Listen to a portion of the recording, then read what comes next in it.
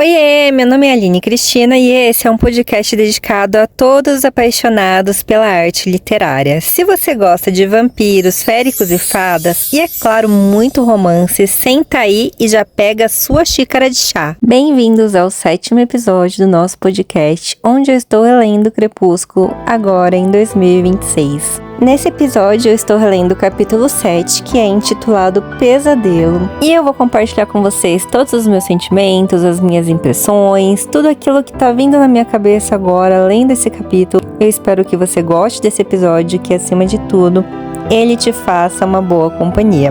Boa audição. Recapitulando brevemente, porque faz um tempinho que eu não posto, eu sei que vocês sentiram a minha falta, obrigada para quem me mandou mensagem, estamos de volta. Depois de um breve hiato, a vida não é simples e muitas vezes não é linear, né, gente? Eu trabalho CLT, tenho aqui minha casinha, tenho outras atividades além do podcast, mas eu gosto muito desse espaço, eu gosto muito de compartilhar com vocês, então bora seguir com essa leitura, mesmo que demore um pouquinho mais do que o previsto. O importante é que a gente continue falando sobre Crepúsculo, que é algo que a gente ama tanto. E agora, acredito que a grande maioria de vocês já tenham ido rever Crepúsculo nos cinemas, estão com a cabeça fresquinha da história. Muitas de vocês eu tenho certeza que estão procurando conteúdo para ler o livro, para quem sabe pela primeira vez ler a história realmente ali capítulo a capítulo. E eu gosto muito de compartilhar isso com vocês que me acompanham no TikTok, que me acompanham no Instagram, vocês sabem do amor especial que eu tenho por Crepúsculo. Então não vamos abandonar esse projeto do podcast, que é algo que eu gosto tanto. E pelo feedback de vocês também, né? Então vamos seguir. Vamos recapitular um pouquinho o capítulo anterior. Se você veio direto nesse, depois você volta lá na playlist e escuta do capítulo 1 até o 7 agora. No capítulo 6, a Bella foi para La Push com a escola e acabou coletando várias informações com o Jacob. Então o capítulo 7 inicia exatamente na sequência do retorno da Bella para a casa dela, e ela comenta que a cabeça dela tá empolvorosa, tanto que ela não consegue nem dar uma atenção pro Charlie, pro pai, porque a cabeça dela não consegue silenciar. Como o Charlie estava envolvido com um jogo de basquete, quando a Bella chega e fala que não quer comer, que ela vai subir pro quarto dela para descansar porque ela tá cansada, ele nem consegue perceber nada de diferente nela, então ela sobe pro quarto dela e ela comenta que ela ganhou um CD do Phil, que é o esposo da mãe dela, e ela nunca tinha gostado muito daquele CD, porque é um CD muito pesado, provavelmente de heavy metal, de rock pesado, e ela não conseguiu ali gostar naquele momento em que ela ganhou, mas ela usou como subterfúgio esse CD cheio de barulho, baterias e guitarras para tentar acalmar os nervos dela, os pensamentos dela, e realmente ela colocou todo o esforço dela ali como se fosse uma terapia mesmo, né? Ela mesma estava fazendo um exercício para não deixar os pensamentos virem e atravessarem ela da forma que estava acontecendo. E no final das contas ela até comenta que ela ouviu tanto o refrão, ela deu tanta atenção para a letra, ela deu tanta atenção para a bateria, para os baixos, para as guitarras, que realmente esse exercício de descompressão, esse exercício para acalmar a ansiedade dela, resolveu, e no final ela se viu cantando todas as músicas do CD que ela nem gostava, e ela percebeu que na verdade ela gostava mais do que ela imaginaria que ela gostaria do CD. E ela conta que ela ouviu esse CD tantas e tantas vezes até que ela conseguisse pegar no sono e ela conseguiu dormir. E agora, gente, eu sou obrigada a citar novamente sobre a minha percepção sobre os pesadelos da Bella. É o segundo pesadelo que a Bella tem que chama minha atenção sobre a percepção de uma aptidão para vidência, para prever o futuro. Por que eu digo isso? Há uns episódios atrás, há uns capítulos atrás, eu comentei com vocês sobre o pesadelo da Bella que ela teve com o Edward brilhando no sol. E ela ainda não tinha essa informação do Edward, ela ainda não sabia, bem como até agora, o capítulo 7, ela não sabe que o Edward ele tem essa característica vampiresca de brilhar ao sol. E agora, depois de ter conversado com o Jacob, claro que várias coisas que a gente conversa com outras pessoas acabam ficando no nosso subconsciente, inconsciente, e pode ser que em alguns momentos a gente sonhe com essas informações, mesmo que elas sejam desconexas. Mas eu tenho para mim que talvez a Stephanie, não sei, tivesse no pensamento de explorar um pouco mais sobre isso e acabou não explorando, porque os pesadelos da Bella são sempre muito bem descritos e sempre tem a ver com alguma percepção do que ainda vai acontecer e não do que já aconteceu.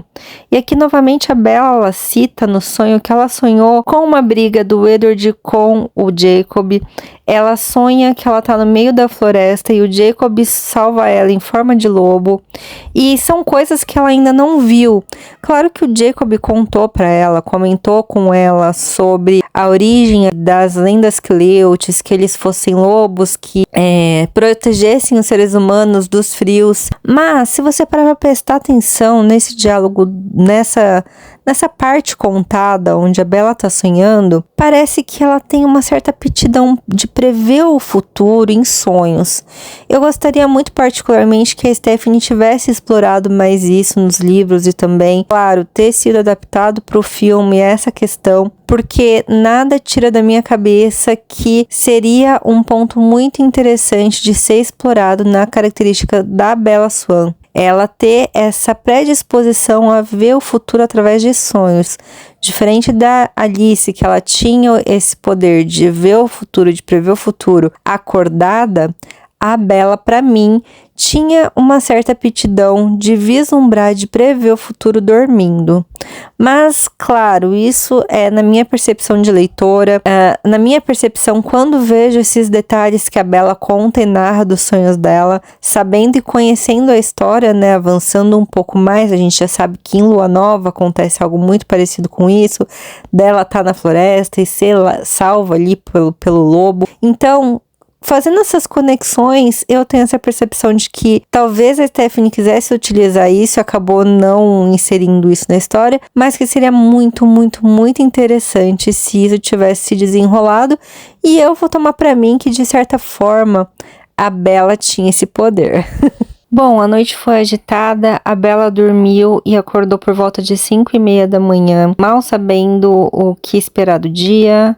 Era um domingo e ela não iria para a escola, o pai dela acabou saindo para a pescaria como habitual, e a Bella, ela fez algo muito característico que eu me identifico muito. Ela começou a protelar, ela começou a procrastinar para evitar o máximo de tempo possível para ir atrás de informações que ela sabia que ela precisava fazer. E aqui a gente tem uma característica muito maravilhosa da escrita da Stephanie Meyer, que eu sou obrigada a destacar, gente. A escrita da Stephanie é uma escrita muito fluida, eu não consigo entender como alguém lê Crepúsculo e fala que não gosta, porque é tão gente como a gente, a escrita dela é tão simples de entender, que você consegue se ver na situação.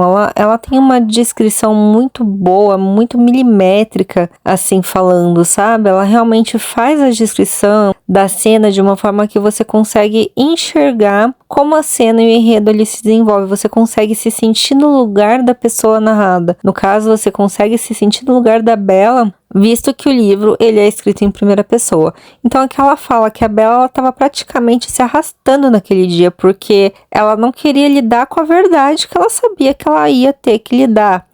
E essa verdade, ela era uma verdade completamente dura. Por quê? Porque a Bella já estava apaixonada pelo Edward, e o Edward também já estava apaixonado pela Bella. Mas a gente não tem uma história convencional de amor aqui. A gente tem uma história de um amor que, a partir desse momento que as coisas vão se aclarar, né? Essas questões mais místicas começam a aparecer e ficar palpável, porque até então era tudo conjecturas. Até então a Bella estava pensando o que poderia ser. Assim, ela estava tentando, né, utilizar subterfúgios para enganar a mente dela que ele era um humano. Mas a gente chega num ponto aqui que a Bella, ela estava atrás de respostas e ela chegou nessas respostas. E agora ela vai ter que lidar e encarar as consequências da verdade. Então, de uma forma muito sutil e muito madura, como sempre, Bella sempre muito aquém, né, da sua idade de 17 anos, ela sabe que a partir desse momento onde ela encontrou e encontra e vai dar de cara com os fatos, com as verdades que ela estava tanto querendo descobrir, tudo vai mudar, o contexto da história muda. E aí ela vai ter que fazer cada vez novas escolhas, né? Porque ela já tá arriada com os 4 pneus pelo Eddard. Mas até então, na cabeça dela, apesar de sentir as dificuldades, apesar de saber que é um amor complicado, ela ainda não tinha fatos que trouxesse o quanto complicado era, porque apesar dele falar algumas coisas pra ela, ele não abriu o jogo pra ela ainda sobre o fato dele ser um vampiro. Ele só tá jogando algumas informações muito desconexas para ela, para que ela mesma encontre as respostas. E ela tá em busca dessas respostas e ela chegou nessas respostas, então agora ela vai sentar a bundinha dela na cadeira dela e ela vai começar a fazer pesquisas no Google, no navegador, no buscador dela, e ela comenta aqui onde ela tá no ano de 2004, 2005, em Forks. Ela tem uma internet sofrida. Vamos voltar um pouquinho no tempo, a gente tá falando de 20 anos atrás, onde ainda existia a internet de escada. Gente, eu tô vendo algumas coisas, alguns comentários até engraçados na internet sobre Crepúsculo já ser um filme de velho, né? E é engraçado porque realmente a gente tá falando de um filme que tem quase 20 anos, tem 15 anos do filme, né? Mas o livro já tem 20 anos. Então, quando a gente lê Crepúsculo, claro que de certo modo é uma viagem no tempo. São 20 anos, apesar de que pra mim, a Aline, parece que foi ontem e o meu amor continua o mesmo e até maior por Crepúsculo. Sim, já são uma história que tem 2 décadas, que já tem gerações, que já ultrapassou gerações. Então a gente tem algumas características da história narrada também. Crepúsculo tem muito disso e é uma mitologia maravilhosa porque traz muito da história. A Bella, ela é dos anos 2000, mas o Carlisle é da Idade Média. Então a gente traz também essa característica de que ela fala, nossa, vou ter que encarar a minha internet de escada para fazer uma busca, para tentar entender e achar respostas e ver aqui que a internet, que ainda tá na sua pré-nascência ali, né, que ainda tá na sua fase inicial, dispõe de informações. Porque um pouco antes da Bella, talvez ali nos anos 90, a gente teria que ir para uma biblioteca. Então ela já tá numa vantagem de que ela tá na internet de escada dela, aquela internet que faz... Quem é dessa época vai entender a referência. E, enfim, parar de procrastinar, uma vez que ela foi atrás de saber o que ela quer saber. Então nossa querida Bella finalmente escreve a fatídica palavra no buscador. Vampire, vampiro. E aí ela vai ver um monte de referência, um monte de coisa que não tem nada a ver, desde propagandas, de mitos, mitologia, coisas ruins, coisas boas, e como sempre, muito tendenciosa que é, ela para em uma frase que fala: Strogone Benefice, vampiro italiano que disse estar do lado do bem e é inimigo mortal de todos os vampiros do mal. E é claro que ela quer acreditar nisso, né, gente? Ela ama o Eddard, ela quer ficar com o Eddard. E ela, óbvio, sabe no fundo do coração dela que ele não é um vampiro do mal. Então ela se prende aqui na mitologia que ela quer interpretar para ela mesma. Isso é uma coisa muito natural, o ser humano é assim, né? Não é uma característica única de uma menina de 17 anos que se apaixonou por um vampiro.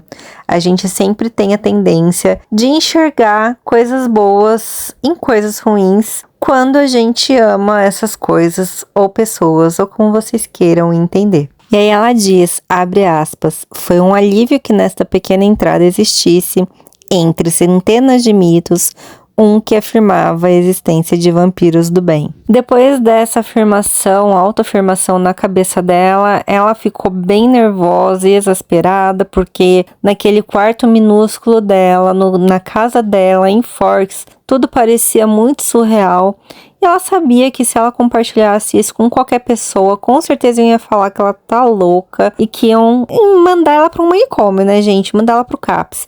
E aí ela saiu, ela tava um pouco perturbada das ideias, ela já acordou perturbada, depois de ver as pesquisas na internet, mais perturbada ainda, a bichinha ficou, colocou uma capa de chuva, as botas dela e resolveu andar sem rumo mesmo, porque ela comenta aqui que se ela fosse para algum lugar onde ela queria, não ia levar menos de 3 horas de carro. Então ela colocou a bota no pé e foi caminhar, não tava chovendo, ela falou, perna para quem te quero.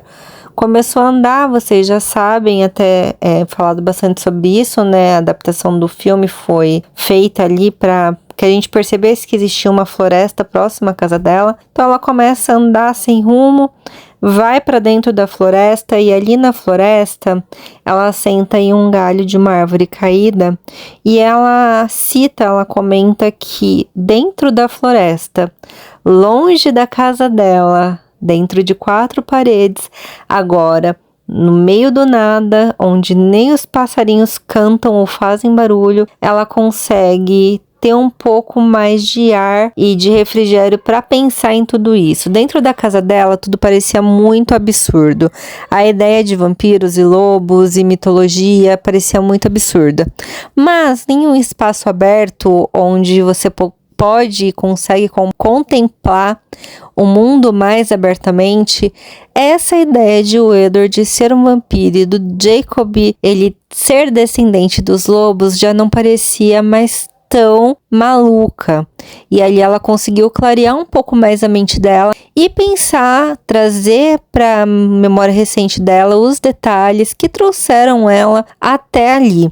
Então ela começa a refletir sobre as características dos Cullen, sobre o fato dela nunca ver eles se alimentarem, sobre o fato deles não irem para a escola em dias de sol, esse mistério ela ainda não conseguiu fazer conexões, sobre o fato do Edward ter matado a aula no dia da aula de tipagem sanguínea, sobre o fato dela ainda estar viva, sobre eles serem tão bonitos, sobre o fato dele ser forte, a velocidade. Aí ela começa a clarear a mente e falar, pode ser que eu não esteja tão maluca assim, e pode ser que entre os céus e a terra existam realmente mais coisas do que acredita a minha vã filosofia. E aí ela comenta que então é isso mesmo, e ela vai ter que começar a pensar o que ela vai fazer com essa informação. Se o Edward realmente é um vampiro, ela vai ter que tomar decisões. O que ela vai fazer? Ela vai se afastar dele? Ela vai colocar limite entre eles? Ela vai falar para ele não chegar mais perto dela? Ou não, ela vai lidar com isso de uma forma diferente. Ela começa a pensar realmente, a partir de agora, o que fazer com essa afirmação. Se Edward é realmente um vampiro, eu vou aceitar o conselho que ele me deu e me afastar completamente dele, ou eu vou encarar e vou ver o que vai acontecer se a gente se relacionar daqui pra frente. E ali, no meio da floresta, sozinha, com aquele ar de fork, sombrio, com chuva, ela está argumentando consigo mesma. Ok, Bella, Edward é alguma coisa sinistra que você não tem nome ainda, você supõe que seja um vampiro.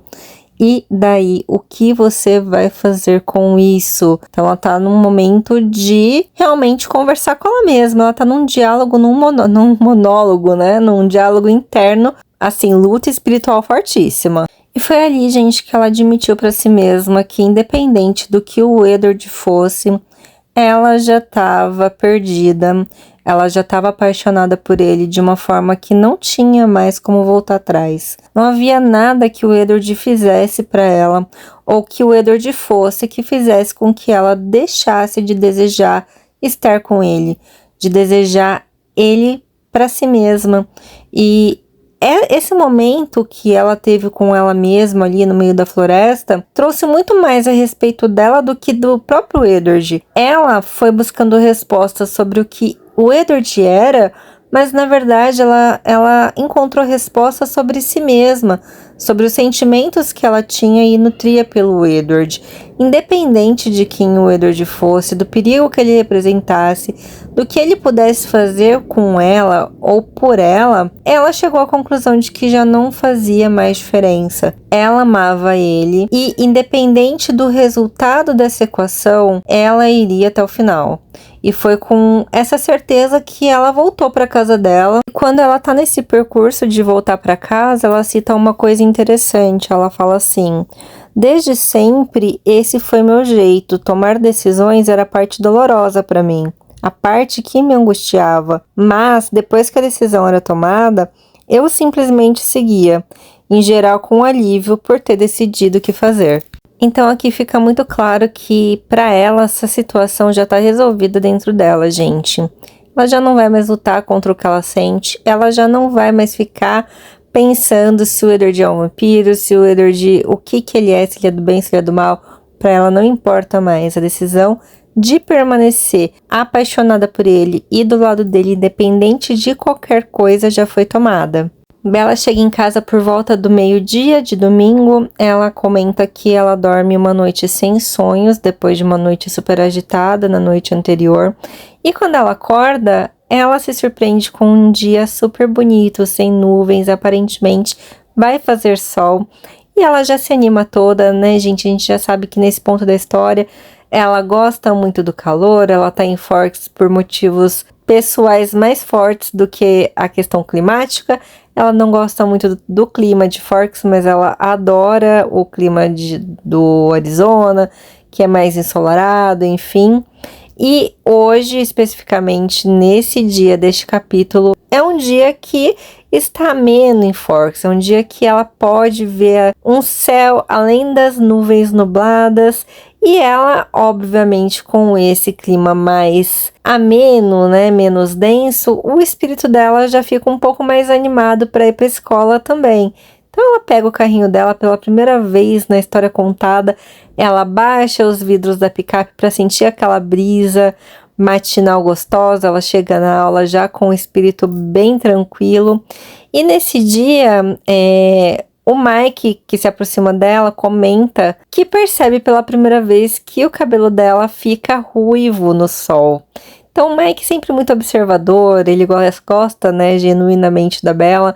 Inclusive eu já disse, poderia dizer novamente que se não fosse o fator Edward Cullen, acredito que o Mike seria sim um namorado muito bacana para Bella, pelo menos até o ponto em que estamos agora. Eu acho ele muito carinhoso com ela, muito atencioso, acho que ele presta atenção nela. Esse é um ponto legal do Mike para mim. E ele não deixa escapar a oportunidade, né, gente? Mike, ele tem ali os seus momentos e ele aproveita essa oportunidade desse momentozinho com a Bella, de colocar a mechinha dela atrás da orelha, elogiar ela, mostrar pra ela o quanto ele repara nela e ele aproveita para convidar ela para sair. E é por isso que o Edward tem um ranço tão grande do Mike, gente. O Mike, para mim, é o maior pária pro Edward que tem ali em Crepúsculo. Por mais que exista o Jacob, e a gente sabe que o desenrolar da história, ele abre um leque para interpretações de um triângulo amoroso. Se você reparar bem, o ranço que o Edward tem pelo Mike é muito maior do que o ranço que o Edward tem pelo Jacob. E isso é muito claro em Sol da Meia-Noite. Eu espero chegar a ler esse livro com vocês, pra gente comentar também. Mas já trazendo um spoiler, o que o Edward fala mal do Mike em Sol da Meia-Noite, gente, não tá escrito. Mas por quê? A gente pode falar tudo sobre o Mike, menos que o Mike não tem iniciativa. O Mike, ele é muito de ir pra cima, ele não fica esperando, ele não fica sentado, esperando a Bella tomar a iniciativa, esperando cair do céu uma chance, não. O Mike, ele faz acontecer.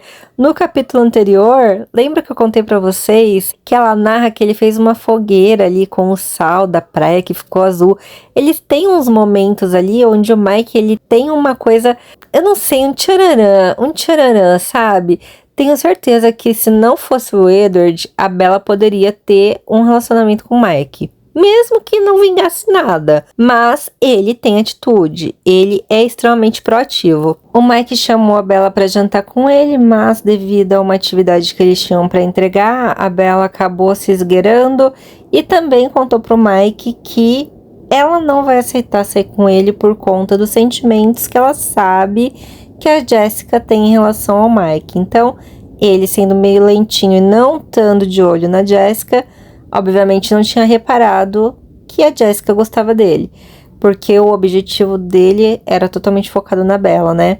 Então ela dá uma ajudinha ali também, querendo sair pela tangente desse encontro, e fala pro Mike, olha, Mike, não acho uma boa ideia, porque a Jessica gosta de você, mas não conta isso pra ela, senão eu vou te matar. E o Mike acaba, ok, né, levando ali um não de uma forma mais tranquila, tipo, eu não quero, mas eu não quero porque eu não quero porque a Jessica gosta de você. Então a Bella sempre tenta não magoar as pessoas, né, com as atitudes, com as coisas que ela pensa e com as decisões que ela toma. Ela tem sempre esse cuidadinho. Depois desse momento que ela tem com o Mike, ela vai pro refeitório já pensando em verificar e analisar ali o comportamento do Edward, dos Cullen, de acordo com tudo aquilo que ela ficou associando na cabeça dela.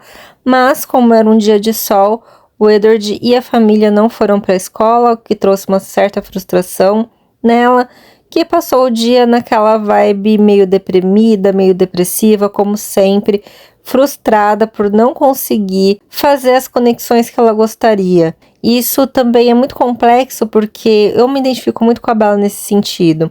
Eu sou muito de pensar e já mirabolar algumas situações na minha cabeça, já ficar naquela expectativa de, eu vou fazer isso, eu vou fazer assim, eu vou fazer assado, e ficar criando 1000 cenários na minha cabeça, e muitas vezes, na grande maioria das vezes, nada é conforme o script que a nossa cabeça cria, né? Então, nada muito diferente da Bella, que também fazia essas coisas, né, criava essas imagens, criava essas situações na cabeça dela, já meio que ficava desenhando ali como ela ia agir, como que ela ia se sair na situação, e quase sempre não dá certo fazer esse tipo de conexão, porque a vida, ela tem essa questão da surpresa, né? A gente não consegue prever como as situações vão ser, a gente não consegue se preparar para a maioria das situações. Por mais que a gente tente se preparar, quando realmente acontece, é quase sempre muito diferente daquilo que a gente pensou, daquilo que a gente acreditou que seria, mais uma vez frustrando ela, porque ela criou um cenário na cabeça dela, e acabou que o Edward e os irmãos dele nem foram pra escola nesse dia. Então a Bella vai pra casa, chega em casa, frustrada, chateada, o que ela decide fazer? Pega um livro, desce, aproveitar o sol, coloca a manta lá na frente da casa dela e vai ler um dos livros preferidos dela, que são os livros da Jane Austen, que eram Orgulho e Preconceito, Razão e Sensibilidade. Ela tinha acabado de ler Orgulho e Preconceito recentemente, então ela decidiu ler Razão e Sensibilidade, mas o herói da história, por acaso, se chamava Edward, então ela fica bem puta e acabou desistindo da leitura. Acabou que o calor, que ela tava ali tomando um solzinho, ela dormiu à tarde e ela acordou com o pai dela chegando do trabalho. Ela comenta brevemente com o pai dela que ela vai viajar com as meninas para Portland para escolher os vestidos do baile. O pai dela pergunta se ela vai pro baile, ela fala que não, mas ela quer aproveitar para comprar alguns livros, enfim, lá. Acabou que não deu muito certo o passeio para Port Angeles. No outro dia ela volta para a escola, mais um dia ensolarado, mais um dia sem ver o Edward. Mas o passeio para Port Angeles estava deixando ela um pouquinho mais animada, mesmo passando o dia sem ver o amorzinho dela. E é dessa forma que esse capítulo se encerra. Ela vai para casa da Angela encontrar as meninas e elas seguem para Portland. E aí a Bella, ela descreve que ela está se sentindo muito bem assim que ela se afasta um pouco de Forks. E aí, gente, o que você achou desse episódio? Você gostou?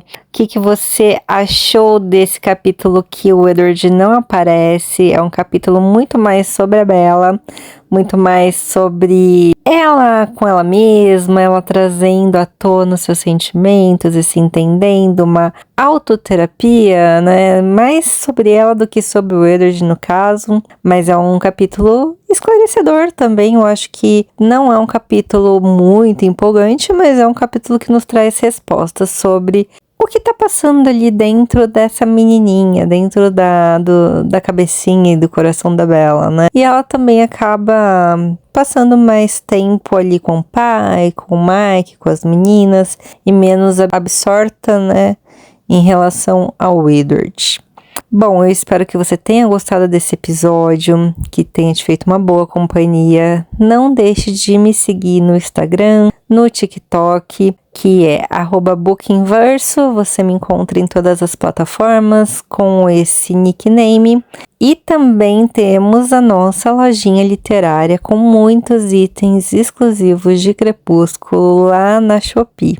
Não deixe de seguir a nossa loja também por lá, ver os produtinhos da saga Crepúsculo se você é colecionador dos livros ou colecionador da saga.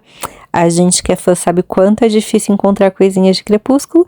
E lá na lojinha tem muitas coisas muito especiais para vocês. Um beijo, fiquem com Deus, desejo a todos uma ótima e abençoada semana. E se você ainda não sabe, em breve começa a pré-venda para os ingressos de Lua Nova, tá, gente? Que vai ser exibido no cinema mês que vem.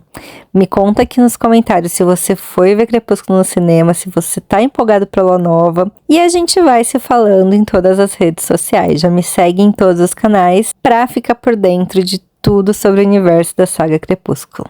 Um beijinho, tchau!